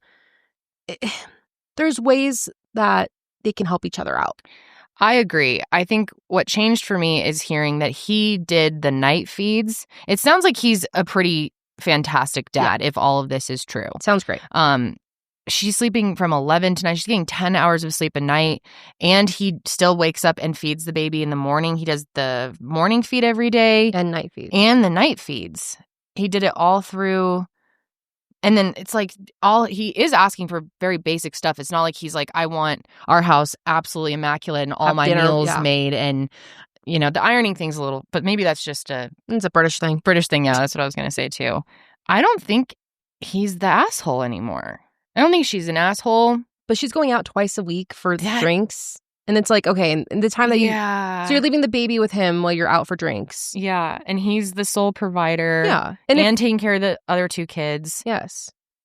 So it's just, she seems to only be doing childcare while he's at work. I don't know if I believe that. I don't know. I don't know if I believe that from him, to be honest, because I feel like you still be taking care of your other 2 kids. And also, like, how is he making it in time? School. How is he making it in time to pick them up and stuff from school? He's working all day. Well, I guess he doesn't. There's like programs to stay till, like you can do after school pickup till 5 or something. Yeah. Okay. Or maybe he has a job where he can get off earlier. Maybe he starts earlier in the day. I don't know. Yeah. What do you guys think? I'm curious for a male perspective. I don't like his tone. I don't like his tone. I don't like. Is he condescending, do you think? Yeah. I mean, he's like listing each individual task and then being like 3 hours. And at the very end, when he's like, she goes out for drinks and shopping 2 days, he basically says women be shopping. Yeah, he did say women be shopping. He said she deserves to be in the kitchen. Exactly. I don't like his tone. I don't necessarily think he's wrong. Because you're doing a lot, playa. It's I get it. But I don't think he's presenting the case very fairly. Or well. And even if he did say it as like a harmless little comment, judging from the way he's talking about it here, for me, I'm like, you sound a bit assholey. I see what you mean. Yeah. Mm-hmm. Okay. Tom, what do you think? I guess like just to give like 3 pieces of context. 1, I'm extremely biased because I come from a big ass family. Mm-hmm. My mom had 10 kids, so I'm one of 10. And I mean, so 1, she was always super neat. Everything was always done. And my mom is a fucking superhero. I don't know how she did it. Yeah, she sounds like it. On the other side, though, too, you could argue that once she had like 4 kids, most of us were kind of old enough to kind of like take care of each other. So some context. 2, we're still trying to kind of understand postpartum and how it actually works like child to child. And I mean, you can have 1 kid and it does absolutely nothing to you. And then you can have your 2nd kid and all of a sudden it's just everything completely changes. Right. The way that she's just like leaving stuff around, forgetting about it. I'm like, that's kind of what I did when I was depressed. Like things would just kind of stack. They weren't even dirty, but things would just stack up and I wouldn't put them away. Yes. Yep. I've been there too. Yeah. And then 3rd piece of context, I agree with Ian. It's weird how he's like bullet pointing everything. And he's like, look at how much I'm doing. Look how much. It's almost like I'm like doing more work than you, therefore I have a higher value. Yeah. It's kind of weird. Like if you genuinely love your marriage, I feel like you don't do that. You just sort of like tough it out, for lack of a better word. Like you just sort of do your best to give your wife the support she needs, I guess. I don't know. Yeah. I don't have a kid though, so. You guys would both be great husbands and dads. And I've been telling these women for years. It's actually how I open dates. It's like, exactly. I'd be a great dad. I'd be a great provider. No, you guys are right. You know what? I think the biggest dick move or the thing that would make him an asshole here is to get on Reddit and talk about this. And also, if you're so fucking busy, how do you have time to write all this up? Yeah. I also feel it's important to say, I feel like if you ever have to give, I'm sorry if I forget my English. I went to film school. I don't know what the terms are. But harmlessly is an adjective, right? Yeah. Yeah. If you have to give an adjective to justify what you're saying in a negative, and what would be perceived as a negative context, it feels like it is automatically a negative context. Like if you just said like, oh, I brought it up and then this is what happened. But then you say, I brought it up harmlessly. Yeah. Like you're trying to say like, oh, I didn't do anything. I brought it up so innocently. I'm like, if you really did, you don't have to say that. Yeah. Yep. Mm-hmm. I agree with that actually a lot. Yeah. I don't know. It's tough. I think for the most part, I'm with you guys. You never know how postpartum depression is going to be, or any type of depression. And also, she deserves to go out for a drink. It's only been 11 weeks. Yeah, she did carry him and birth him, and who knows what birth was like. And go get some drinks. I think you're extremely valid in that. And you're right. Like, she could be going through like some depression or something. And like, if you were a good husband, you would, again, find the root cause of that and go, be like, hey, like, what's going on? Like, how are you doing? Yeah. Let's take care of our family and our lives together. I have trouble calling him the asshole, though. And it's like, these are so weird because we don't know these people and this is just coming from him. But he does really sound like a good dad. I don't know for a husband and how he's being, but like compared to most fathers out there, honestly. It sounds like he's doing a lot for his house. And I can understand his perspective of feeling like overwhelmed and frustrated. That doesn't excuse the way that he's listing everything out and stuff. Like, he should get off Reddit and go get some therapy or something, or like talk to someone in your life. I think talk to your wife about what's happening in your head. You know, what's going on in your head. If you're right, he's breeding resentment for his wife. Yeah. Yep. And you know, a harmless quote unquote comment is not a conversation. No. Yeah. Like that's really the big thing. Like, if this is a real frustration, there's a respectful way to talk to your wife about this. Yes. Yeah. You may not be the asshole, but you are, in fact, a dick. Yes. Okay. So as he is that said, a new one. So is dick a level like above asshole, like not as bad? I'd say it's below. You can be a dick and still be a good person. I feel like if you're an asshole, you're just sort of automatically put into the group of like you're a bad person. Okay. So like dick energy is what we're getting. Because I feel like dick is kind of more slang. Assholes, like I've only ever been called or told someone they're an asshole when someone is genuinely angry. Okay. That's just me. So maybe he's being a dick. Yeah. He's a diet asshole. he's a diet dick. Diet dick. It's tough. No, he's just a dick. Is he? I don't know. It's just like, God, dude. I've heard some horror stories And I about guess dads. I don't have any parent friends in my life. Like, so there are dads that don't do jack shit and Yeah. like barely even provide at all, mean, and then but if like this don't lift a was- finger. If this was you, though, how would you feel about Josh asking something harmlessly? I don't know, because it's like I never want to judge someone else's. I don't know what her mental health is or what her birth was like. True. But if that were from my personal situation, and like Josh was like amazing right out and always has been. Like, he'll do anything that I need him to do, and if I wanted him to do all the feeds. And so like when Holly was first born, in the first couple of months we got up together every 2 hours and just like approached that together. But then anything during the day, if I needed to nap, he would do that. And then he was like, you carried her for 9 months, so once we got past the like waking up every 2 hours where I like had to do it with him, he gets up with our daughter every single night and has since like 3 months old. And so even in the mornings, he gets up with her every day, and I sleep in like an extra 30 minutes.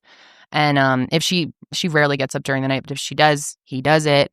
And so if he were to like express to me, because I feel like he does so much, he does most of the pet care in our house too, because that's kind of our routine is I like put her to bed and stuff, and he like does all the pet chores at night. He normally doesn't come up until late. He cooks for us. Like, Josh does a lot for our family. So if he were to come to me and tell me that he felt like I wasn't pulling my weight, I would actually feel really bad. And like, but if I was in a bad mental state or something, I don't know, I'd feel very appreciative if I had this type of care and also was being able to go out twice a week. But that's just me. And I don't want to judge this woman because I don't fucking know her and I don't know these people at all. Sure. I don't really want to say he's the asshole. I don't know. I feel like it's hard to say that a dad that's doing this much is an asshole. That's why he's a dick. But also it's weird to go on Reddit and bitch about your wife who has given you 3 beautiful children. So I don't know. What's our final ruling? I like dick. I like Okay, dick we're gonna as a go new. dick. Yeah, you like dick? How about I dick-ish? love dick, baby. How about dick-ish? Being dickish. Dickish. Oh, Dickish. All right. Dickish. You're being dickish. So you guys, I am someone who always prioritizes comfort over style. And that's why over the years, I have never wanted to wear a push-up bra. Even though I knew I'd probably look pretty good in it, feel good in it, I was like, you know what? I'm not going to feel comfortable in it. And that all changed when I found the Skims Ultimate push-up bra. Now I have 4 of them. I wear them every single day, and I can't believe that they are push-up bras because they don't feel like it. They actually feel so comfortable. I know a lot of you out there are probably like me and hate wearing underwire bras, but I'm telling you, I truly love these Skims push-up bras, and I don't mind wearing the underwire. I feel like no outfit is complete without it now, and I know that I'm still going to feel comfortable and happy, but also, you know, get that extra boost of confidence. And then there's also the Ultimate Teardrop push-up bra, and that one's also great. And I'm sure a lot of you out there hate wearing underwire bras, but I mean it. I truly love these bras. Instead of having just tons of padding that give you an unnatural lift and also just feels bulky and heavy and uncomfortable, this bra mimics the shape of a full bust. It lifts me up and it lifts my mood as well the second I put it on. So shop the Skims Ultimate Bra Collection and more at skims.com. After you place your order, be sure to let them know that we sent you. Select podcast under the survey and select our show in the drop-down menu that follows. We really appreciate it. Am I the asshole for making my friend buy a whole new bathing suit after it was returned with a shit stain? What? Wait, what the fuck?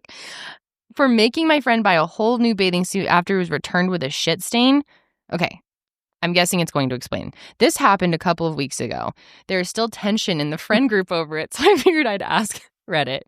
I, 19-year-old female, went on a girls' trip to Miami with some friends. One of my friends, 21-year-old female, let's call her Mia, asked to borrow one of my bathing suits because she forgot to pack one. I was fine with it, so I let her wear a matching two-piece set that I've only worn a few times. Before giving it to her, I was aware that she had IBS. Oh, no. Oh, no. Oh, no. I see where this is going. Okay. She's been open about it before, and I didn't think it would be an issue. I figured she'd take care of it, and something did happen, she'd be honest about it. Well, fast forward to the end of the trip, and she gives the bathing suit back.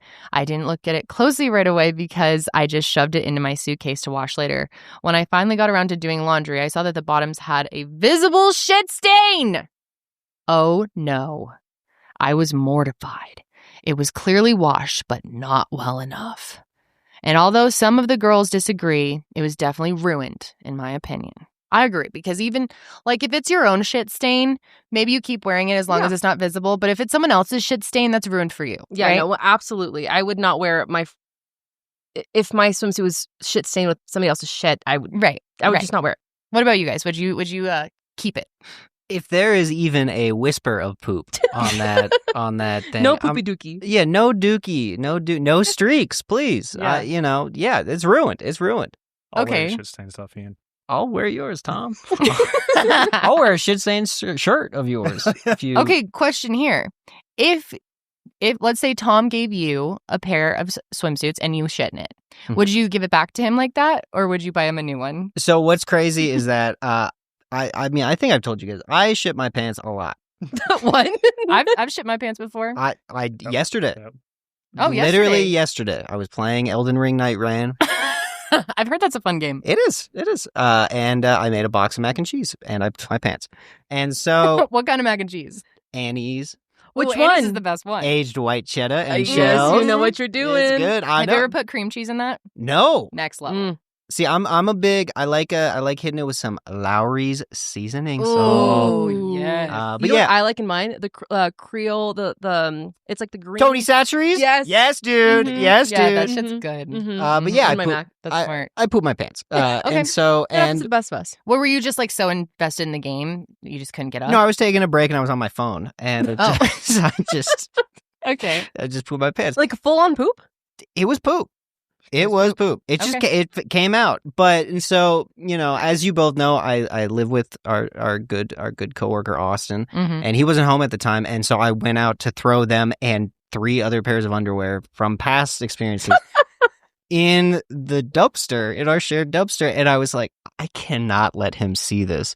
I do not want to hazard the chance of him opening the dumpster. So you had to bring the evidence outside. I had to, but even if he were to throw away like his own garbage and he opens the dumpster, he's like, why are there 3 shit-stained Supreme boxers? Ian, you put it in the And bag. of course it's your Supreme boxers. It is my Supreme boxers. But didn't we talk about that last week on Mile Higher, that you have Supreme boxers? I'm wearing them right now. I Not the shit stain ones. not the shit-stained one. I've had some stained ones, but not shit, but different stuff. But What? What? just, it's stuff, man. Hey, I'm not a man. I don't know. It's not, I'm not going to explain that one. Yeah, So you don't need to. the point being, if Tom gave me some swimsuit trunks and I shit in them, I would be so mortified that I would try to find the exact pair and buy them and never tell him. So he would never know. You would never know. Okay. I wouldn't care. I'm gonna be real. So I mean, I don't know if I'm just like blissfully unaware of how much it costs to buy a bathing suit. Swim trunks are like $10. And if you ruin them on a trip, I'd be like, okay, fine. Go swim in the ocean in your boxers or your exercise shorts. No one cares. But here's the thing is girls' swimsuits are not $10. That's true. Well, they can be. They can be. But They like can be. decent quality ones, yeah. Wait, but Tom, the question, would you be okay if someone returned if Ian shit in your swimsuit, would you be okay with him giving it back? Because he's already given the qualifier of he's done it before. Yeah, I kind of wouldn't. I feel like as soon as you told me like, You just wouldn't Case let in him borrow them. maybe, no, I would. I wouldn't care. Thanks, player. Case in point, because I would just go in my underwear. It doesn't matter. But like, Mhm. I feel like if Ian told me he had IBS, I'm already giving it to him knowing there's a high probability they're not coming back clean. Yeah. Mhm. I feel like that already just immediately invalidates your right to be upset about it. Yeah, and if Okay, you know your okay. friend has IBS and it's like, give him a pass. They have IBS. Okay, so then next question, Tom. If you shit in someone's pants, would you give it back to them? I mean, I wouldn't give them back. I bring them with me and I would profusely apologize and explain what happened. Mm-hmm. And then I would just be like, all right, you got Venmo. I'll give you money for some new I swim think trunks. that'd be my approach too. Yeah. Yeah. No judgment on the shitting of pants too. No. I shit my pants pretty recently. Remember? Like 2 years ago. Because we had Domino's at the office one day. And I was changing Holly's diaper and it Mhm. hit me fast. And I'm Mhm. like mid changing a baby. I can't just leave her on the floor with a diaper. So I was like, okay. And I just shit my pants. This is kind of unhinged, I guess, but I kind of want to shit my pants just to know what it feels like again. You know, you can sometimes, do it. yeah, you can. And it's really just, I'm sure you know this, Kendall, it's just because it's hard to catch it sometimes. Yeah. Yeah. Sometimes it comes on fucking quick. Really It's been quick. a long time for me. It's been, my senior year of high school, I shot my pants, and that was pretty embarrassing, but Was we it don't. in class? It's part of life. Well, no, I left school to go to my home bathroom because I lived really close, and I made it to the back door of my Oh, house, and I no. shat everywhere. And then I hopped in the shower, went back to school, and I felt like I still smelt it for the rest of the day. You know, I'll tell you guys something. I've pooped my pants here. At the I've office? pooped No my way. pants at the office. Wait, when was I that? feel like you told me this already. I think I messaged you being like, Tom, I shit my pants. But I hope you know you can come to me. I will next time. It was after Wendy's. It was after Wendy's. And Not it was, Wenchels. It was Wenchels, man. It was Wench Day. It was Wednesday. I shit my pants and I found a bag, a trash bag, and I put them in and I snuck it out to the dumpster. And then I Oh, nobody noticed. Damn. nobody. I went commando all day. And you still went on Mile Higher that day, I'm guessing. Good for you. Good for you. Good for you. I have only shit my pants. I shit my pants. shit my pants. I shit my pants. I've only shit my I pants. shit my pants. I have only shit my pants once in the last 20 years of being alive, but it was on a film set. It's the one I was shooting out in Wyoming, within the first year of me getting hired here. Oh, yeah. Yeah. And I mean, the we Western one. Yeah, we were waking up at 2 a.m, getting first shot off by 3:34 or whatever, in the middle of buttfuck nowhere, Wyoming. So I mean, 11 cups of coffee by the time noon came around, and there was one shot where because everyone was being a pansy about. Sorry, not a pansy. Everyone was being a coward about it. No one would get in the water, and I Is was like, I pansy don't not care. allowed now? I don't know. I feel like some people think it's too close to calling someone a pussy, so I just. Oh, So, you don't want um, to get canceled. Isn't for a pansy a type of flower? No, I mean you can cancel. It doesn't matter. I have nothing. You're delicate like a flower. I have no. Delicate like a beautiful flower. Like a my beautiful digital flower. my digital footprint is just shitting on AI. It's not that bad. But anyway, so at one point, I already had to go, and it was just not a good combination. But I was in the middle of a lake, waist deep in the water, with a Oh. camera on a tripod. And just at one point, I just squatted down to try to pick the tripod up and just full on shit myself. At least you're in the water. Yeah, I that's was kind of in- I was, convenient. yeah. Good Yeah. timing. And then Yeah, just God was looking out. hightailed it to the porta potty afterwards. It was Hey, There you go. I appreciate everyone here for being open about their Me their too. incidents. Do It's, you- what? Oh, no, you go. No, I just appreciate you guys. Oh, I appreciate you. No, thank you. You want to hear my worst story? I do. My worst story. This was with my ex. This was a week after. Oh wait, you have told me this. I think Yeah. I've told you. I had gotten horrible food poisoning from eating burgers that were heated up in a stairwell. And What? and, which is just a long thing. What? But yeah, Okay. horrible food poisoning. I watched all of Insecure for 3 days, which very good show. I lost 30 pounds, and my ex is a very good cook. So she was like, I want to make you anything, when you're better, I want you to make you some very good food. And I was like, I just want crab legs and salmon. I just want some beautiful seafood. And so I came over, she made it for me. It was amazing. First thing I'd eaten in 3 days. And then afterwards, we were intimate. And then I went to the kitchen nude to grab paper towels, and I had a fart coming on, Oh, no. and I just shit on the floor of her kitchen. And it can't, I didn't mean to. On the Ian, floor of the kitchen? Are you okay? And I'm good. And it was on the cabinets and stuff. Oh And, my! Oh my God. Wait. And I waddled back to the bedroom with the paper towels. And so first I cleaned it up. I'm glad she had paper towels. Yeah, she had paper towels, and I walked back to the bedroom with paper towels and waddled towards her. And then I handed her the roll, and then I was like, okay, I'll be right back. And then I walked backwards. Wait, she didn't even know? No, and then I went to the bathroom and I cleaned like really extensively. And then I got back in bed and she was asleep. She never knew? Find out? She never knew. Whoa. Hopefully she doesn't listen to the show. I don't think she listens to this one. Okay. Well, even if she heard now, I feel like she wouldn't care. Yeah.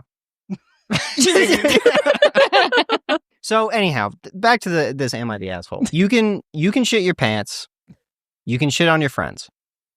But you can't shit in your friend's pants. I agree.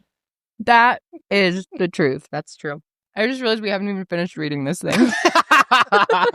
We got there at the end. Okay, we're going to keep going. She didn't look at it closely because she shoved it into the suitcase to wash later. When she finally got home and did her laundry, she saw that the bottoms had the visible shit stain. She's mortified.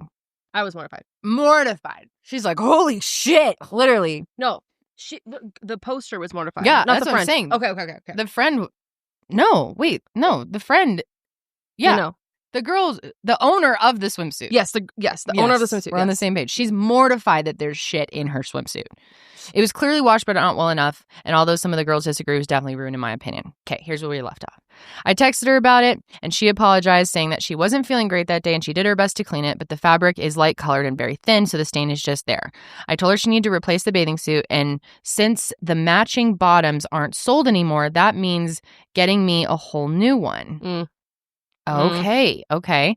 She said she'd only pay for the new bottoms because the top is fine. I told her that doesn't work for me. That the bathing suit was a matching set and I couldn't wear it at all. She called me inconsiderate. What? Okay. And said I knew that she struggled with IBS. A few girls are saying that I should have just said no if I didn't want to risk something happening. They also say I'm being too harsh since it's just a bathing suit and she did it on purpose. But I feel like if you ruin someone's clothes, you should replace them, period. So am I the asshole? Yes. I think so. Yes. Also, have you guys heard about the Miami, the Miami curse? The girls' trip to Miami? Yep. Mm-hmm. So apparently there's this curse that Miami has on on specifically girlfriend groups. Oh, interesting. That's a popular like bachelorette destination. Usually the friend group doesn't make it back as intact. Oh, okay. Something happened. I've heard that Miami someone shits in your swimsuit. Something happens. Okay. Yeah. Well, so okay. Here's my thing. I do think that if you ruin someone's clothes, like we said earlier, if you shit in someone's clothes, you should replace them. I think giving it back to them without even saying anything isn't a nice thing to do. Mm-hmm.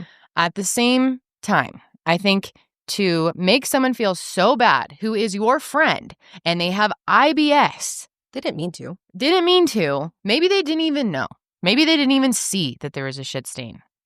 To make such a big deal of it, unless this is like a Supreme swimsuit, which I doubt it was anything that nice. No, it was I would Target. not even tell someone. If someone returned my swimsuit and they were my friend and I care about them and I knew that they had a condition, I would never bring that up to them and make such a big deal of it. You need to buy me that's just set? so it's so cringe on your behalf to act that way. Yeah. You know, it's not like this was like your grandmother's swimsuit who she's just ruined or a Louis Vuitton swimsuit. It just seems so mean. Yeah.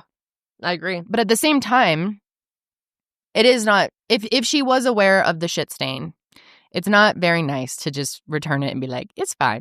She can discover that on her own. Yeah. I think that the friend probably should have said something, but making saying your friend needs to buy you a whole new set is stupid. Like, yeah, if anything, it's so embarrassing. Yeah. And it's like, if anything, have her fucking Venmo you and then you buy a new set or whatever, or you buy new bottoms. Like, it's not the end of the world. It's a swimsuit.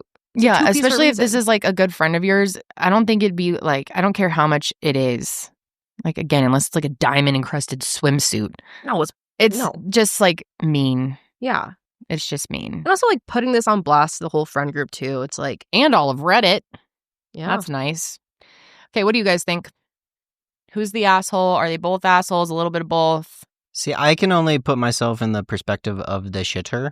And if I'm the shitter, which I am, I need to pay for everything. I need to buy a whole new set. I would feel too bad, even though like I probably have a condition. I don't know. I'm fine, but I would feel too bad, and I feel like it's on me to buy a whole new set.